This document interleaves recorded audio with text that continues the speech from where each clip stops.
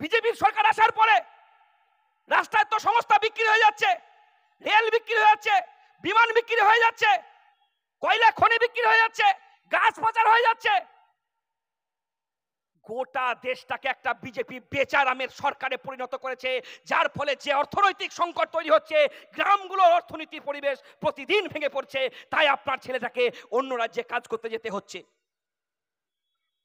আর যখন বাড়িতে অভাব, সংসার চলছে না, তখন আমার মাকে, আমার বোনকে একটা খাতা নিয়ে মাইক্রো ফিন্যান্স কোম্পানির কাছে লোনের টাকা আনার জন্য যেতে হচ্ছে।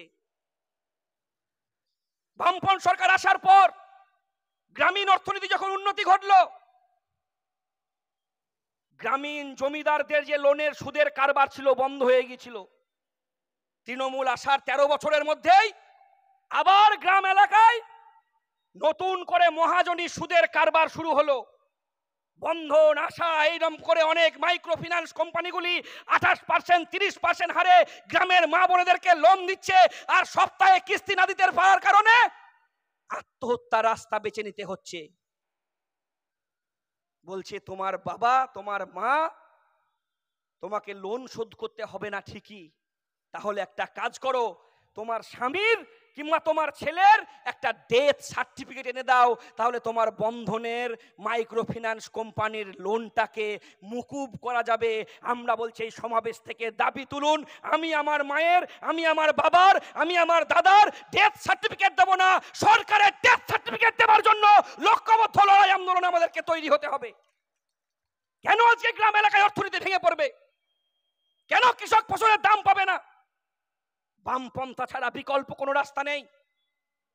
বামপন্থীদের শক্তিকে আরো মজবুত করুন। কারণ বামপন্থীরা যখন পঞ্চায়েতে থাকে না, বামপন্থীরা যখন পৌরসভায় থাকে না, বামপন্থীরা যখন বিধানসভায় থাকে না, বামপন্থীরা যখন লোকসভায় থাকে না, তখন প্রথম আক্রমণটা নেমে আসে খেটে খাওয়া মেহনতি মানুষের উপর।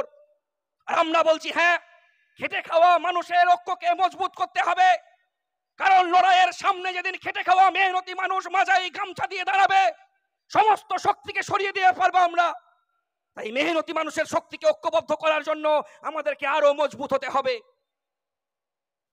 বিরাট যুদ্ধে নেমেছি আমরা, আপনাদের কাছে আহ্বান জানাবো, এই যুদ্ধকে আরো বৃহত্তর মঞ্চে আমাদেরকে নিয়ে আসতে হবে।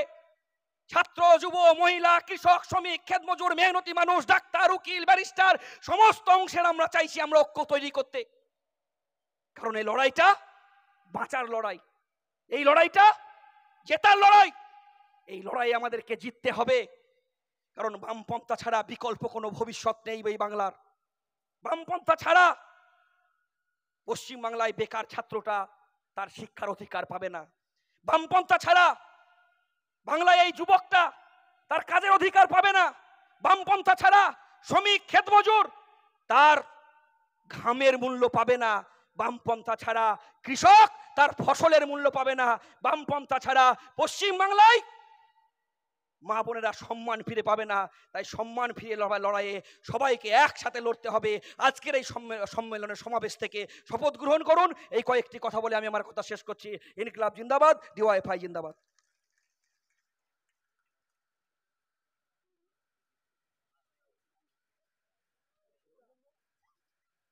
অভিনন্দন জানাচ্ছি আমাদের রাজ্যের সভাপতি কমরেড ধ্রুবজ্যোতি সাহাকে। আচ্ছা, এখন আমাদের কাঁথি 3 ব্লকের